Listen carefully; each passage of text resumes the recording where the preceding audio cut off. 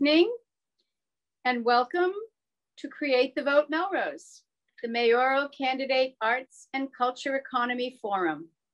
My name is Mary Beth McAteer-Margolis. I'm an MCA board member and the community director of Melrose Mass Television. Welcome to those of you online. We are recording this session live streaming and it will be rebroadcast at a future date. Please follow the Melrose Creative Alliance on Facebook. We'll post more information about the rebroadcast there. And our website is the melrosecreativealliance.org. We would like to begin by acknowledging the Indigenous people of all lands that we are on today. While we meet today on a virtual platform, I would like to take a moment to acknowledge the importance of the lands which we each call home. The Melrose Unitarian Universalist Church, our host, is located on the traditional and ancestral land of the Pawtucket people of Massachusetts, Federation of Tribes. We honor and give thanks to the people of Massachusetts, past and present, and the original stewards of this land on which we gather. Thank you also to the Melrose Unitarian Universalist Church for being our Zoom host today and for offering a space prior to our transition to full remote. The forum is hosted by a nonpartisan and neutral group of volunteers through the Melrose Creative Alliance. We would like to thank all the candidates for joining us today. All candidates have responded to the questions addressed in advance, and you may find all submitted responses from the candidates at the Create the Vote Melrose landing page at melrosecreativealliance.org. The Melrose Creative Alliance will host a nonpartisan forum, which is right now, that is strictly neutral and reflects only the priorities communicated from the community during the 2022 and 2023 Arts and Culture Economy Summits. Melrose Creative Alliance board members directly involved in candidate campaigns recused themselves from any Arts and Culture Economy Forum planning and facilitation. Candidate Sam Hammer, an MCA board member, recused herself from all MCA meetings and programmatic and advocacy activities as of April 8th, 2023, well in advance of confirming and announcing her candidacy. We are now going to provide 3 minutes to each candidate for a response to the opening question, and then we will proceed with 5 more questions.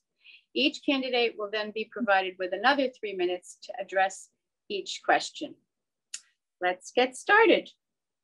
So to all the candidates, and starting with Jen Grigoritis for the first answer, please introduce yourself and tell us about your track record in supporting the arts in Melrose or elsewhere. Please cite specific projects, initiatives, or advocacy. You have 3 minutes to respond. Jen? Thank you, Mary Beth. Good evening, everyone. I am Jen Grigoritis, and I'm running for mayor. I want to first thank the Creative Alliance, the Create the Vote Committee, and MMTV for providing us with this opportunity tonight, and also thank all of our residents who are taking the time to tune in either live or to watch it later. I also want to say hello to my fellow candidates. It's lovely to be with you both again on Zoom, and I hope everyone at home is staying cool in this heat wave. In thinking about tonight's conversation, I want to first lead with a thank you to our creative community for what you do and what you bring to our economy, to our community, and to our individual sense of well-being, and also to acknowledge that the arts can and should be a reflection of who we are, who's missing at the table, and can be a model for how we can do things differently and better within government. I want to frame my engagement with and commitment to arts and culture through 3 distinct lenses: civic, professional, and personal. Within Melrose, I have used my civic and elected roles to advocate for, champion, and support increased funding for arts and cultural activities. This includes my time as grants chair on the Melrose Education Foundation, where I delivered funding for innovative fine and performing arts projects throughout the Melrose Public Schools, from bringing African drumming to our kindergarten music classrooms to video equipment for our visual arts department at Melrose High School. As a city councilor, I have voted in favor of funding requests to renovate Memorial Hall, our historic event space, and to support the city's placemaking and wayfinding initiatives, as well as supporting an increase of funds to the Messina Fund in this year's budget. In my professional work as the Chief of Staff at the Massachusetts Office for Victim Assistance, I have not only seen firsthand how art and art therapy play a vital role in a survivor's healing journey, I have also worked to bring the arts front and center to state government as it relates to supporting victims and survivors of crime.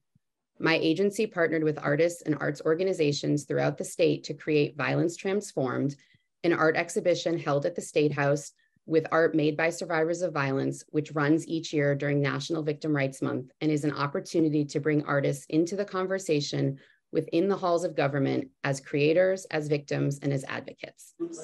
As a funder, MOVA has provided stable and recurring financial support to therapeutic, culturally reflective arts programs throughout the state with a specific focus on working with children and teens. Much closer to home, the Melrose arts community has had a huge impact on my own family. My children have both benefited from the arts programs in our public schools, as well as from outside organizations like Music 101 and Follow Your Art. Both during and after the pandemic, organizations such as these have provided a place of comfort, reflection, and community for my and many other young Melrose artists. I am so grateful for the work of our arts community and for the opportunity to be here tonight. Thank you. Thank you, Jen. Next, we're going to hear from candidate Sam Hammer. Great.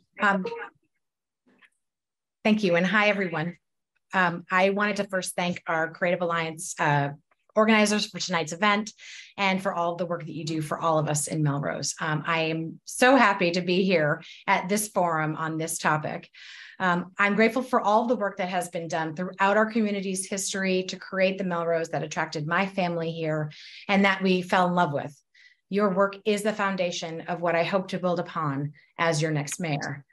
But as soon as an inclusive and focused advocacy effort started for arts and culture, I had to jump at the opportunity to help build the Creative Alliance and this organization, which I'm very grateful to be a part of and benefit from. I believe in the power and potential of good government. As someone with 20 years of experience working in state and local government, I've seen firsthand the impact of great policy and bold leadership, specifically as it relates to arts and culture in our community. I started as a Boston Public High School teacher, and that's how I know how important arts in education is. I worked in business development in Boston as well, and that's how I know how to help small businesses, the art and culture companies, to thrive, to start, thrive, and survive our economic turns. And tonight I'll talk more about some of the work that I've already done, not only in Boston, but also in Melrose. I believe we need to engage in a community, we need to engage the community in its own progress for our shared future. The arts and culture are not just a nice to have or an afterthought, it's who we are. Arts and culture play a vital role in fostering a sense of identity and belonging within a thriving community, helping its members connect with their shared heritage and values. They serve as a part of a powerful means of expression and communication, enabling diverse voices to be heard and understood. And art and cultural activities contribute to the economic vitality of a community by attracting tourists and their dollars, stimulating local businesses, and providing employment opportunities for artists and arts organizations. So my name is Sam Hammer. I would love to be your next mayor of Melrose, to build upon what the community has already started, the one that I fell in love with, to bring stability in our financial and management work, and to allow us to thrive to our full potential. So in case I forget anything, to say anything, head to samformelrose.com/arts for a full arts and culture agenda. Thank you. Thank you, Sam. Next, we have Monica Madero-Solano. Monica? Thank you. My name is Monica Madero-Solano. I've lived here in Melrose my entire life. I grew up here and I went through the Melrose Public Schools. I value the art and cultural opportunities which have been afforded to me. And I'm running for mayor because I want to see our next generation have these same opportunities and more. As a former student of the Melrose Public Schools, I benefited from learning creative writing, how to read music, and even play the violin, albeit very, very poorly, I might add. I loved participating in drama club and in our high school musicals with Mr. Messina. I danced for years with Kathy's studio at Dance Theater 1, and I'm grateful for the cultural opportunities that I get to experience today as an adult the Melrose Symphony Orchestra, art shows at the BB, Porch Fest, and so much more. I previously served on the school committee when we built the new middle school with our new state-of-the-art theater. As part of the Finance and Facilities Committee, I worked hard to maximize its use and its rental. And as a member of the City Council for 12 years, I supported renovations to that theater, as well as significant renovations to the BB Estate and Memorial Hall and funding for the Messina Fund. As adults, I'm much more of a consumer of the arts. I love seeing live music. I'm a frequent attendee and supporter of the Melrose Symphony Orchestra, the Melrose Drama Productions, Melrose Band events, and even some of our local dance recitals. Those bigger productions are great, but I'm also happy to go out and support my friends and neighbors who perform their own music or comedy. I'm a member at MMTV. I need to do more there. I try to support local vendors and artists when possible through Follow Your Art or through craft fairs and art shows, and I'm happy to be sponsoring the Chalk Walk this year. We have a vibrant arts community here in Melrose, and I am committing to helping it grow and to thrive. And if elected mayor, I'm excited to build upon the work that the Creative Alliance and others have done to support our art community, and I can't wait to see what happens next, what we can do together. Thank you. Thank you, Monica. So our first question is in regard to human resources. And Sam, you'll be the first person to answer this tonight. The most cited need coming from both the 2022 and 2023 Arts Summit was a call for a robust human resources on City Hall staff. How will you, as mayor, commit to integrating the arts and culture into the city's ongoing operations and services delivery to the community, i.e. economic and business development, city planning, and capacity for our arts sector? Sam, we'd like to hear from you. Great, thank you. So as I mentioned, as a founding member of the Melrose Creative Alliance, when our team of volunteers began working with Mayor Broder, who's here tonight, hi, on the city's application for a state designated cultural district, we found that Melrose easily met two of the three main application requirements. We have a vast abundance of arts and cultural organizations and businesses, and they are primarily in a reasonably walkable area. At the same time, we also found that this abundance of a creative economy, there had not been a single arts organization or entity whose sole mission was the care and stewardship of our arts sector as a whole until the Creative Alliance. So I attended both summits, which brought over 90 attendees almost each time. And the single biggest priority that we heard was to emerge from both was the desire for designated arts management within city staff. I applaud the amazing work of our artists and creative organizations and the vibrancy that they bring to our community. And now they in turn have clearly asked for our support. So the first thing I'd like to do is to commit to a permanent director of economic recovery and business development. I support the addition of the Director of Economic Recovery and Business Development Director, Lauren Remick, to the city staff and commend her for her work that she has done to integrate arts and culture into the fabric of our economic development.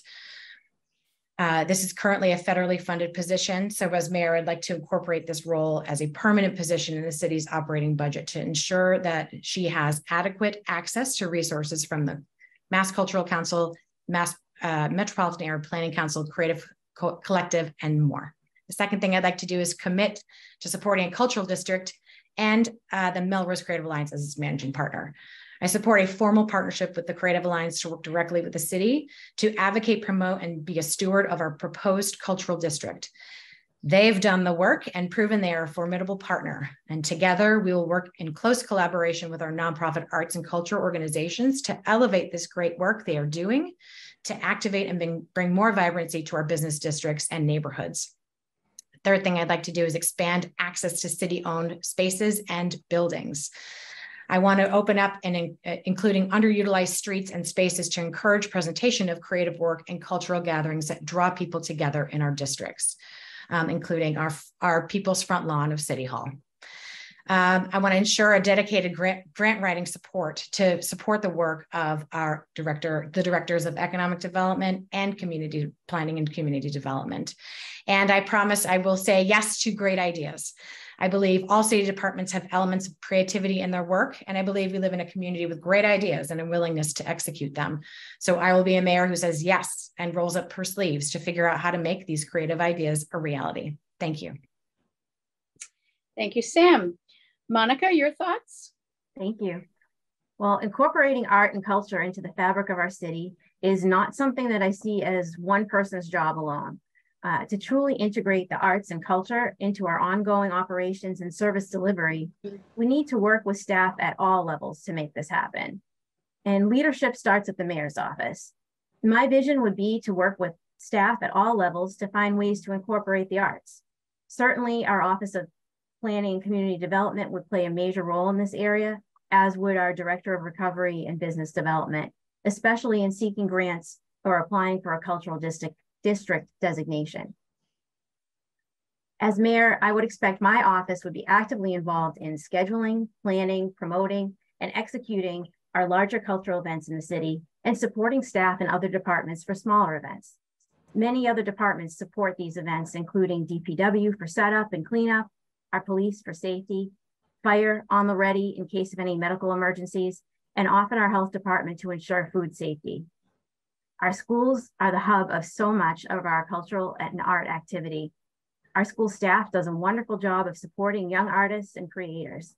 Every time I enter our schools, I'm greeted by walls of artwork, and music is incorporated into every ceremony. Creativity abounds. Memorial Hall, the library, and Beebe Estate all regularly host art and cultural events. Their staffs, from the directors and all the way down to the custodial staff and boards of trustees, are part of the human resources which make arts accessible in our community.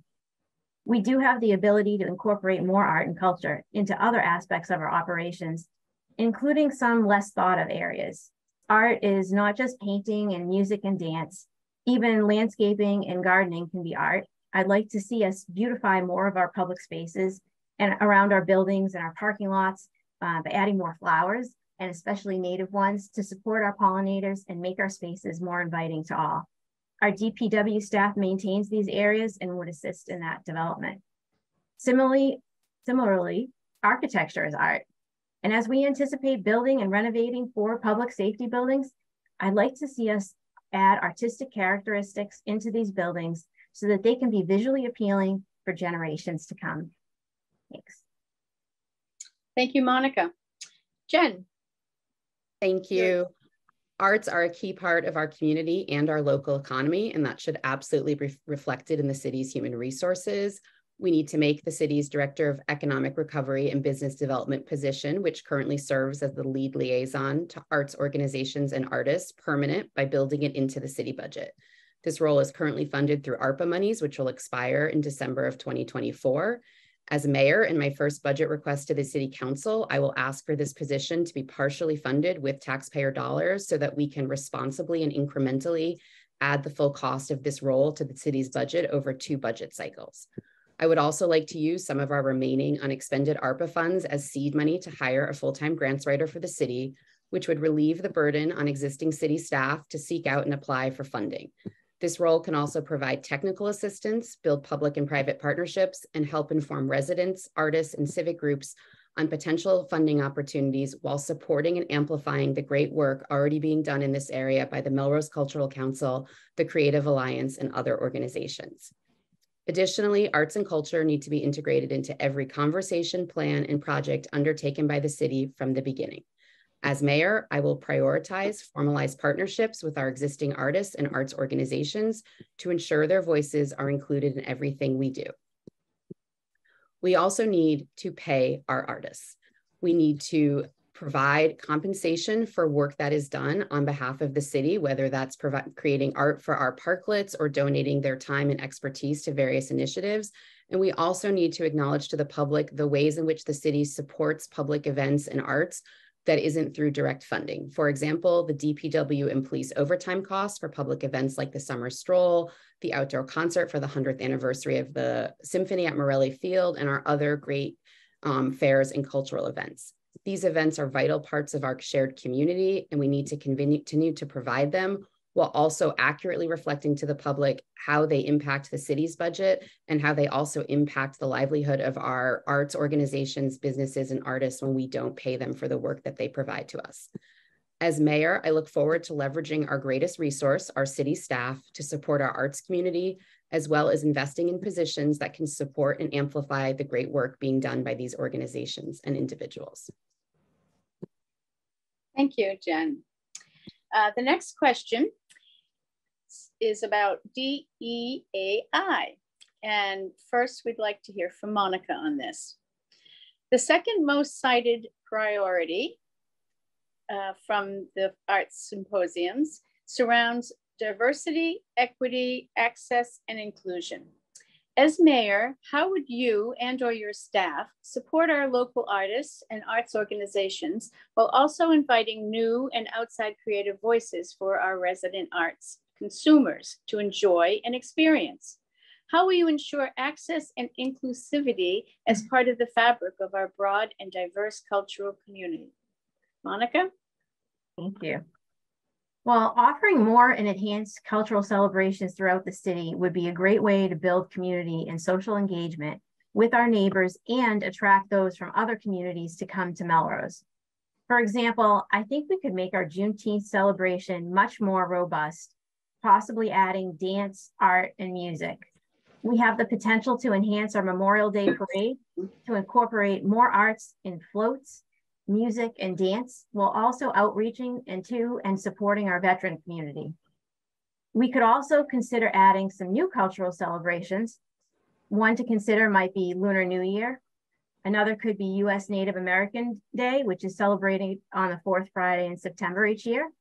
And yet another one might be Hispanic Heritage Month. I saw that recently Cambridge is hosting a Bollywood night next week with henna, music, dancing, and food. I think this would be such a fun night to bring to Melrose. To ensure true inclusivity, we need to expand beyond our reach just downtown and into our other neighborhoods and business districts. For example, I'd like to see us bring back our Four Corners Music Festival, which was originally held in 4 different locations throughout the city. Music performances were held at different times of the day and in different parks throughout the city. The different genres of music offered options for all ages, and the various locations offered walkable access to those without vehicles in different neighborhoods. We have the ability to support different and diverse artists and showcase their work in a way that is accessible to many by displaying and rotating the artwork that is in our public buildings and actually adding more artwork to our public buildings like City Hall. Beyond that, one of the best ways to present new and outside creative voices to our community is to be supporting more talks and presentations at the library and the Milano Center. Thanks. Thank you, Monica. Next, we'd like to hear from Jen. Thank you. First, I want to acknowledge that DEAI work needs to be addressed across city government, and it will continue to be a priority for me going forward. This work has been central in my professional role, and I am proud to have led efforts at MOVA for training for all agency staff on implicit bias and to work across the agency to develop and execute a 3-year DEI strategic plan. In Melrose, the arts and culture sector presents an exciting opportunity as a space that has taken the lead on DEI initiatives in this community. And the city should be looking to local grassroots community organizations who are doing the work, such as Follow Your Art and the Opening Doors Project. Both of these groups have spent the past several years building meaningful relationships with the city commissions, organizations, individuals and families, and creatives from diverse backgrounds, collaborating with city commissions, such as their recent event with the Disability Commission, and inviting in artists from outside Melrose to share their work. Within City Hall, we need to look at what our arts organizations are already doing well on DEAI and listen and learn from them. We need to reassess all of our city practices through a DEAI lens, and we need to elevate those voices that have not historically been included at the table, including actively listening to those who have been marginalized and then taking meaningful steps to engage artists who have long felt they haven't been part of the community. We need to think about how we make Melrose a welcoming place for artists of color and marginalized backgrounds, and we need to actively partner with our racial justice organizations, our LGBTQ+ organizations, our Human Rights Commission, and our arts community to respectfully engage and learn. The question I want to lead with in this work is, how do we make our community a place that those who are not currently here want to come? And what is the work we need to do to deliver that outcome? Again, I believe that our key next steps are listening to and learning from those that are already doing the work, elevating the voices that have not been included, and reassessing all of our practices as a city government through a DEAI lens. Thank you. Thank you, Jen. Sam, your thoughts? Great. So people can't engage if they're not invited or don't believe that they belong. By fostering an environment of respect, openness, and equal opportunity and access, I will work to integrate diverse voices and experiences, making access and inclusivity integral into the very core of our arts and culture community. And some of the ways would be to provide opportunities to amplify marginalized voices. The arts are one of the greatest tools we have to elevate voices and stories of our most marginalized communities. And the real work is in providing opportunities for all Melrosians, especially those in marginalized communities, to gather, create, and share cultural experiences. It's about meeting people where they are, and it takes time and intention. As mayor, I will work with the Creative Alliance, the Racial Justice Community Coalition Commission on Disability, and a new equity task force that I would like to create, and others to meet people where they are and learn what kinds of resources are needed to be a welcoming, thriving, creative community. I'm very grateful and applaud some of our arts organizations that have already started doing this very meaningful work, including Follow Your Art Community Studios and the Opening Doors Project. And I absolutely love the collaboration that arose when local artist Steve Aldeas was inspired to paint a series of portraits informed by local historian Jim Bennett. The arts is able to mend and heal and bridge people together. And so in another volunteer group I'm in, Melrose Together, we saw an opportunity to do just that with the development project on Essex Street. We were similarly inspired by Jim's work and engaged him on a demonstration project called Celestial, which is art on Essex. The project gives voice to the story of Charlie Singh's Chinese Laundry, the first minority-owned brick-and-mortar business in Melrose. Temporarily housed in windows of local businesses on Essex, the project is supported by the Cultural Council, Messina Fund for the Arts, and is intended to eventually be installed in the windows of a now vacant original site and along the construction scaffolding when the building goes under construction to mitigate the impact to our downtown. Not only did we employ and pay local Chinese American artist Bo Seng Di Matteo, but also brought in advisors from the Chinese Cultural Connection in Malden, as well as a Chinese arts administrator to inform the work. This project demonstrates that we can honor history and progress through public art that can build bridges between our development community and historical organizations, addressing the city's DEI audit regarding Melrose's AAPI population, addressing multiple community survey demands for more public art, enlivens and draws attention to our downtown businesses, mitigates the impact of our downtown during construction, employs local artists, engages multiple community partners, elevates marginalized voices in Melrose's diverse history, and celebrates the contributions of immigrants to our community. For more, head to melrosetogether.com and look for Art on Essex. Thank you. Thank you, Sam. Our next question, our third question, focuses on funding. And we're going to ask Jen to be the first responder on this. Sometimes referred to as a hidden gem, Melrose does not have access to the same levels of art funding as some of our neighboring communities in Essex and Suffolk counties. The average grant size for art projects here in Melrose is $500 to $1,000. As mayor, how will you work to increase access to additional pools of funding for arts and culture in Melrose, specifically for larger projects that can't be funded with our existing pools of funding resources? Jen? Thank you. Again, arts and culture need to be a part of every conversation from the beginning, including those about funding.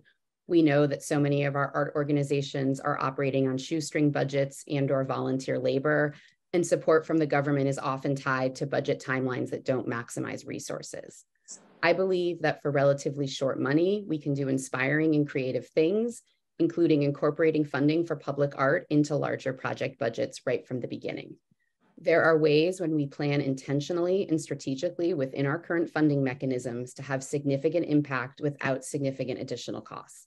This is about leveraging relationships across the spectrum of stakeholders and gaining buy-in from them to think expansively about how we sustainably support the arts for all. Again, I want to mention adding a grants writer position so that we can free up city staff time and also help leverage the great work being done by our arts organizations around searching for funding. As mayor, I will also ask the city council to create an arts and culture stabilization account.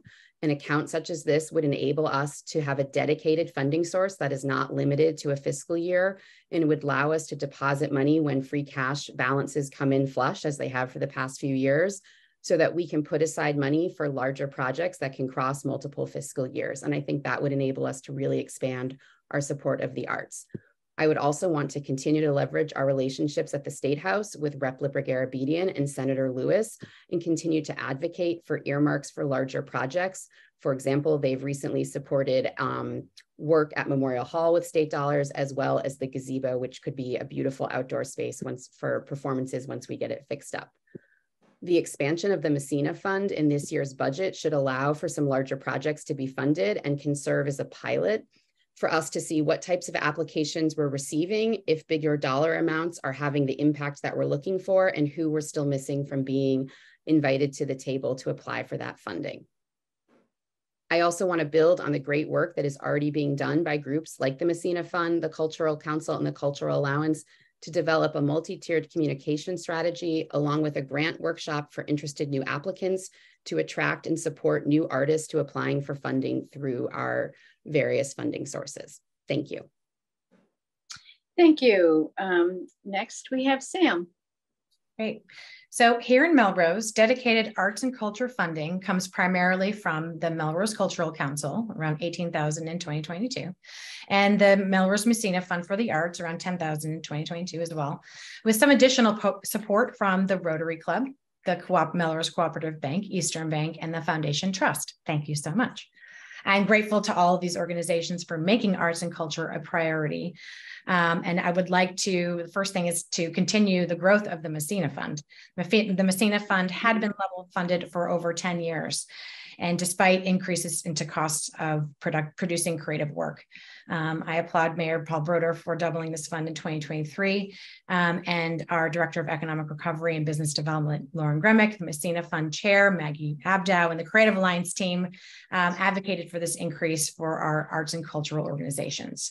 We need to ensure that this funding continues to be included as a permanent item in our city's budget.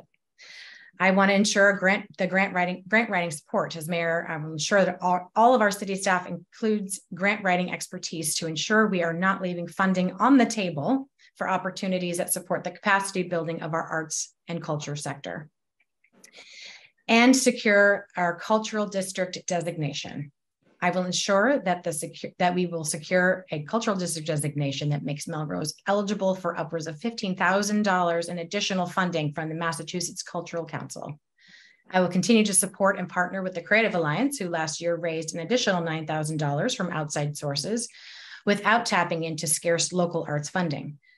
I will apply and commit Melrose staff to be included in the 2024 cohort of the MAPC Public Art Training, which comes with another $15,000 in funding for temporary art projects. And I will work with our Chamber of Commerce and new partners like the Creative Collaborative to create marketing and promotional pieces and secure Massachusetts Office of Travel and Tourism funding aimed at promoting Melrose as a destination. Thank you. Thank you. Monica, your thoughts? Thank you. Thank you very much.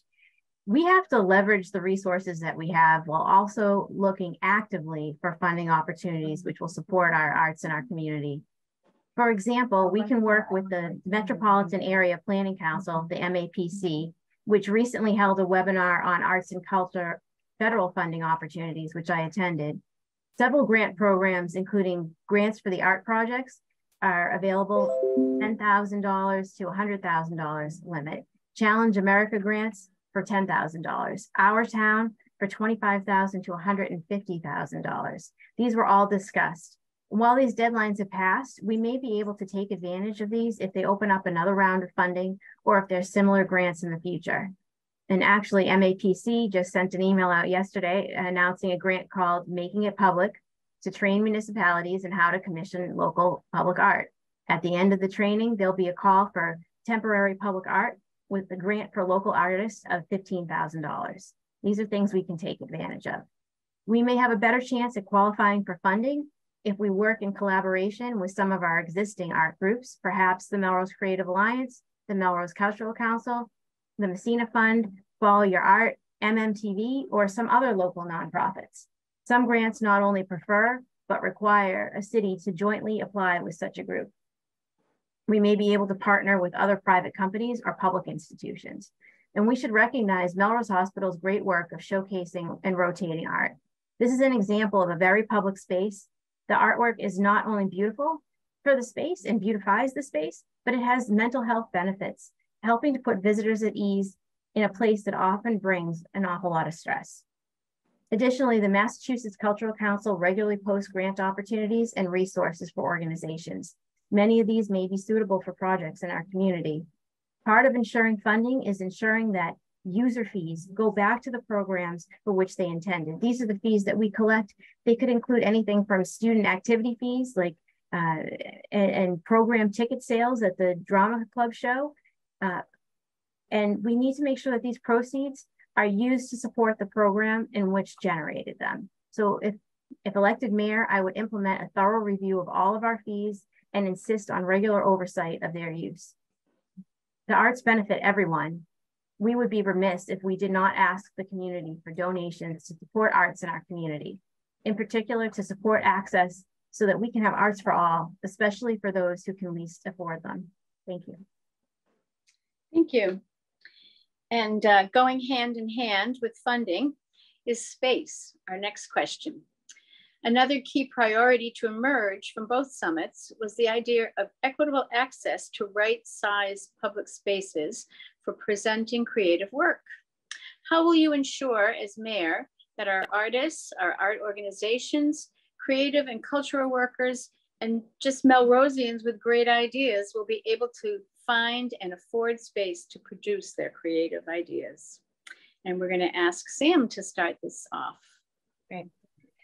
For the sake of the vibrancy, economic development, and connectivity of our community, it's critical that we support access to affordable space for our creative and cultural groups, including and especially those not formally incorporated and with limited funding and all volunteer resources.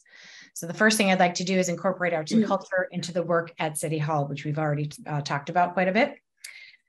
During the pandemic, having a dedicated outdoor space to gather safely in our parklets for arts and cultural engagement was critical for some organizations to preserve and for cities and towns to continue to thrive as people turned to arts and culture for solace and a sense of community.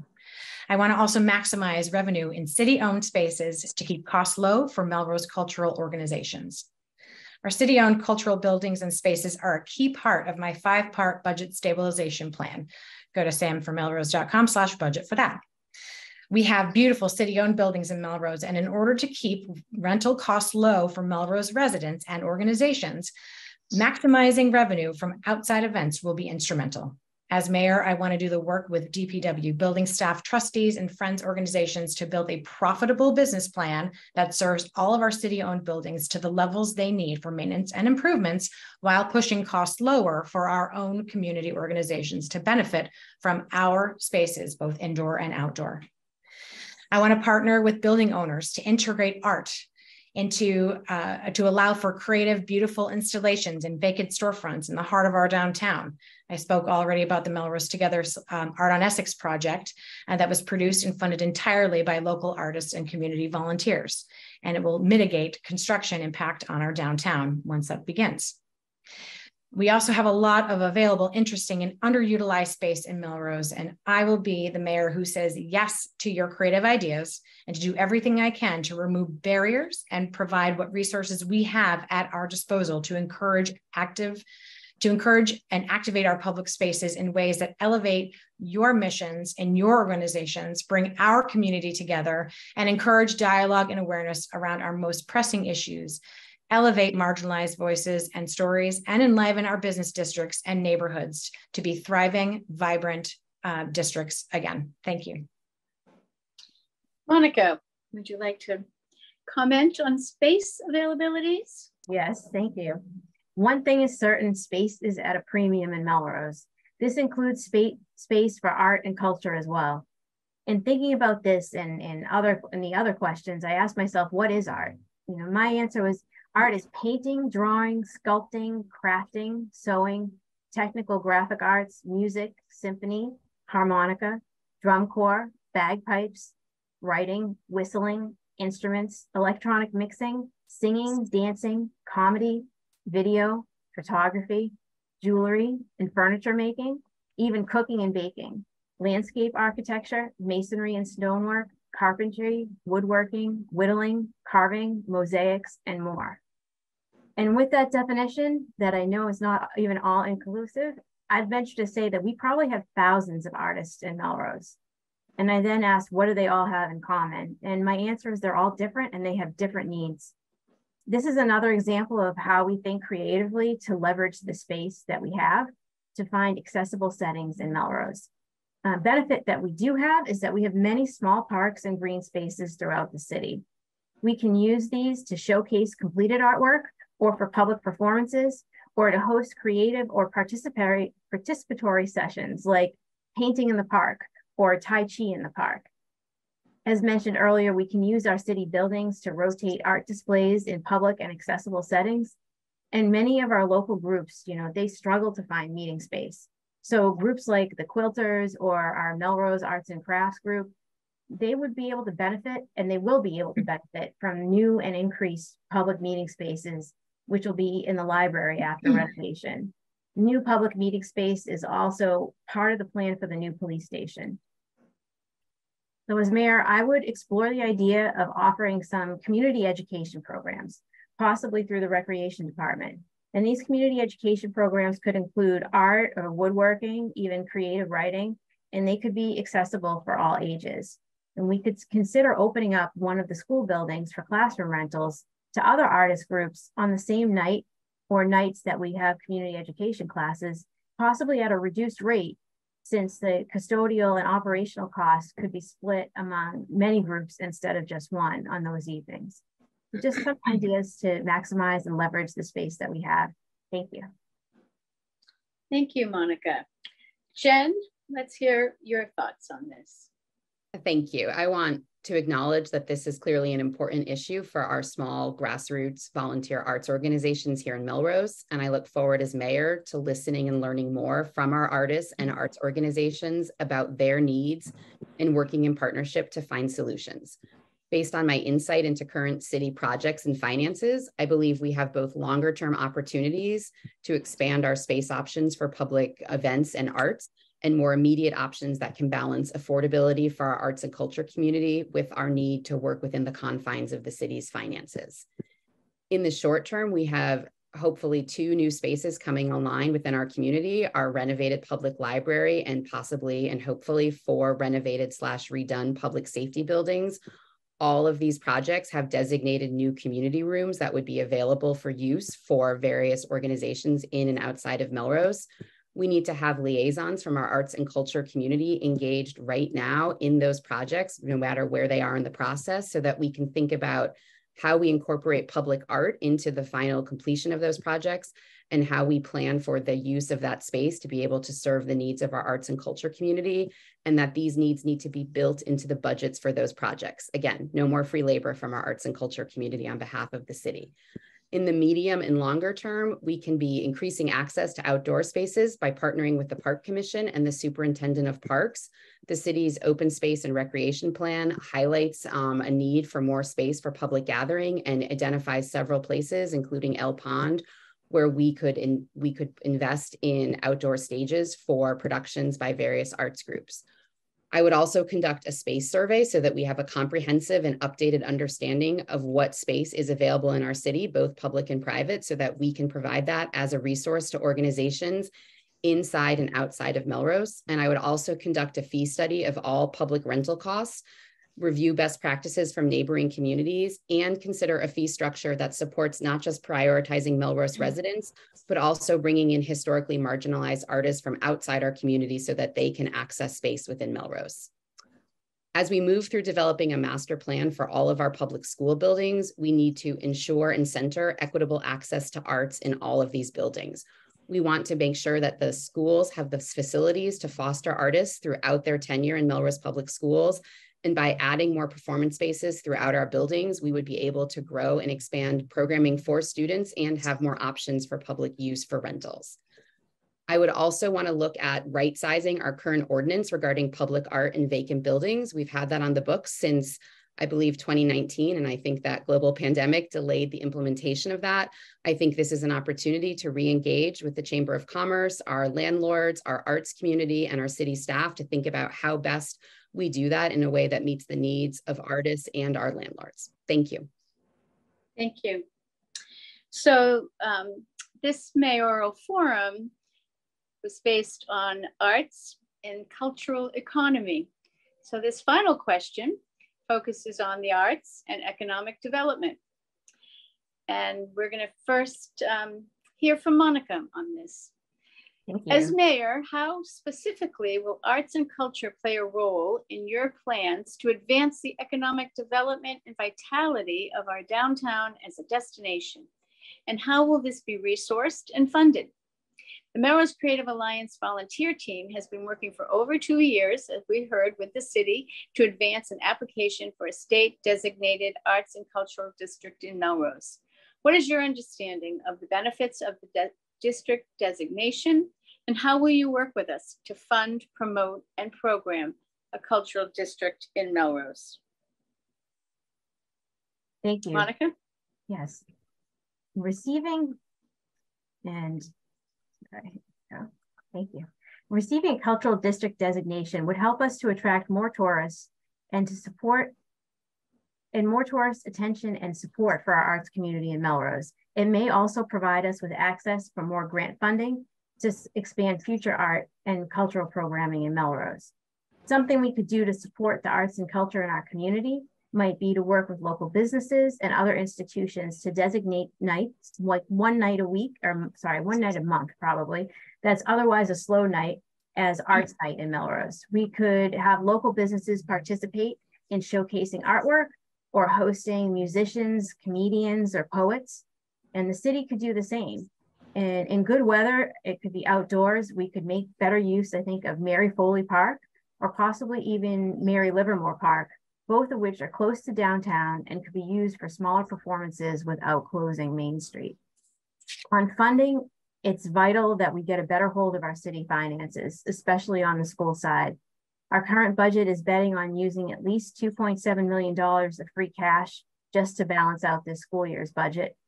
And if we consume all our free cash on operating expenses, not only is it unsustainable and a dangerous practice to bet that free cash is going to be there and be available, it also takes away our ability to use free cash for other worthwhile city purposes. And for example, we could potentially use free cash to assist in obtaining a cultural district designation.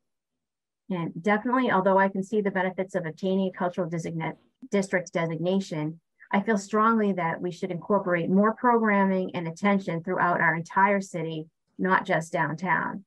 And I know there's a possibility that we may be able to include the entire city of Melrose as a cultural district designation, but if it's just specifically downtown, I want to make sure that we don't forget about the other districts. We need to include the smaller business districts in our economic development plans and make an outreach for the whole community to embrace the arts and to revitalize our districts in business and economics in general. Thank you. Thank you. Next, we'd like to hear Jen's thoughts on this. Thank you. First, I want to acknowledge and appreciate the work that has been done over the past 2 years to bring us closer to a designation by the volunteers of the Creative Alliance. This has been a huge amount of uncompensated labor for the greater good of our community, and I want to say thank you for that. I think a cultural district designation should be a priority for Melrose, and the planning for that needs to involve all of our arts organizations and creative businesses, the Chamber of Commerce, city staff, the city council, the Melrose Public Schools and the school committee, and Senator Lewis and Rep. Lippert-Garabedian to ensure that we are putting forward the strongest possible application representative of all of the partners we need to be successful. We also need to think beyond specific geographic boundaries within the city when we work to support our arts and culture economy. I know we have pockets of creativity in all four corners of this community, and I think that part of how we continue to address DEAI within our arts community is to ensure that there is access for all artists regardless of their location within the city. Our events like the annual Melrose Arts Festival, Melrose Open Studios, Follow Your Arts Chalk Walk, Melrose Arts Walk, the Farmers Market, and Porch Fest get people into our community, out and about, and create a local destination for their dollars that our local businesses also benefit from. These investments are a win-win, and we need to continue to see more of them. We also now have created spaces where people can gather, such as Central Terrace with outdoor seating and public art, as well as our parklets with community art in key locations throughout our city that not just attract residents to spend their dollars, but encourage them to linger, reflect, and engage with their community. We also have our wayfinding and placemaking initiative underway, which I think will be a huge boon to Melrose as we try to draw in regional tourists to be accessing our city services and arts community. And I also want to work to make opening any business, especially a creative one, as seamless as possible for Melrose residents. This goes to thinking about our systems and management. And as mayor, I want to streamline city services and create a toolkit for new businesses so that anyone, an artist, a creative, anyone who wants to open a business can easily go on the city website, understand what they'll need to do, how they get there, and what the timeline is for completion so that they can hopefully be up and running in one of our commercial spaces as quickly as possible. Thank you. Thank you, Jen. Sam, your ideas on this, please. Thank you.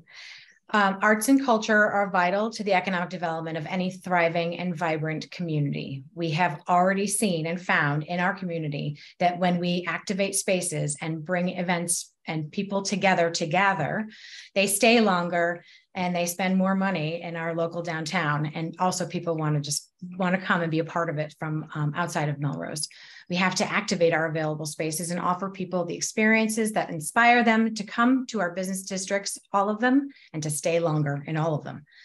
So a cultural district, again, the designation is one of the best tools we have in front of us right now. And it benefits Melrose in a number of ways. First, a designation makes Melrose eligible for additional state arts funding upwards of $15,000. We would also become a part of a cohort of 55 cultural districts across the Commonwealth who are provided professional development, networking, and other collaborative opportunities for the benefit of our creative and cultural workers. A cultural district also comes with branded signage that can be incorporated into the city's existing plans for wayfinding to show that visitors have arrived at a creative and culturally welcoming destination. I want to strengthen the partnership and collaboration with the Melrose Creative Alliance. Over the past few years, as Mary Beth just mentioned, the Creative Alliance formed specifically to meet the managing partnership requirements set by this Massachusetts Cultural Council for a state designated district in Melrose, and has already done much of the legwork to get us over the finish line. They have mapped over 180 arts and cultural organizations, places, and pieces, 125 practicing artists, and 100 arts supporting organizations and volunteers in Melrose. The Massachusetts Cultural Council is eager to designate additional districts, and representatives from the state have been impressed with our thorough, thoughtful, and engaging work.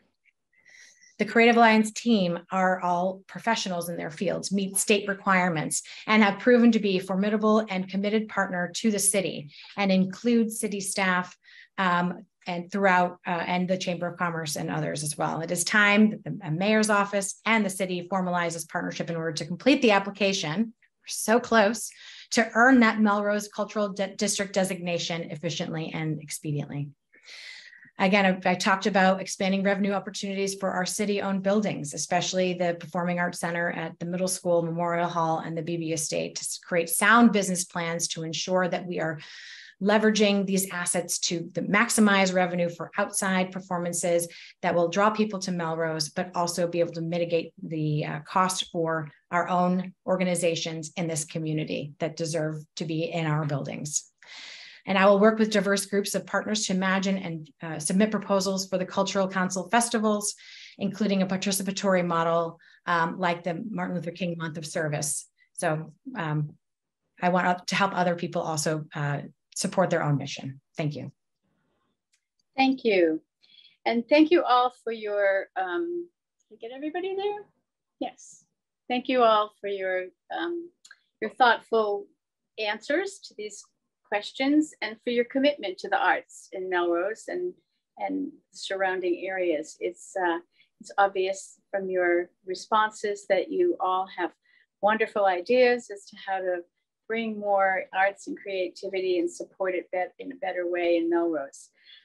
Because we have a little extra time since we've been on Zoom, and we appreciate everyone's flexibility for that this evening, we're going to give each candidate 2 minutes for some closing wrap-up remarks. And we're going to start with Jen on that. Thank you. Thank you all for this opportunity to share my ideas and vision for how we support, sustain, and grow Melrose's arts and culture sector. I look forward to bringing my executive management skills, knowledge of city finance and governance, demonstrated ability to leverage partnerships at the state level, and direct service background to a partnership with our creative community. I appreciate everyone who has taken the time tonight to attend or watch later online. I want to remind everyone that what comes next for Melrose is up to all of you. Please take what you learned tonight and think about getting involved in a mayoral campaign, and also continue to pay attention and engage in our upcoming school committee and city council elections. While campaigns are about individuals, governance is about collaboration and partnership. So please stay engaged, get informed, and help decide who you want working together on your behalf. And please don't forget to vote by September 19th. Thank you. Thank you. And Sam, your closing remarks? Okay, thank you. After having the privilege of running for this office and applying for this job very publicly, I've had hundreds of conversations with Melrosians. And the thing that people talk about the most is stability, and bringing stability to our community, not only financially in our city and school budgets to be open, transparent, engaging, but also stability in the way that we operate as a community. The potential we have to build off of the community that you all have built for us is endless. And that is where the arts and culture and the exciting conversation we had tonight is really giving us the possibility to thrive. We can do both because we have to.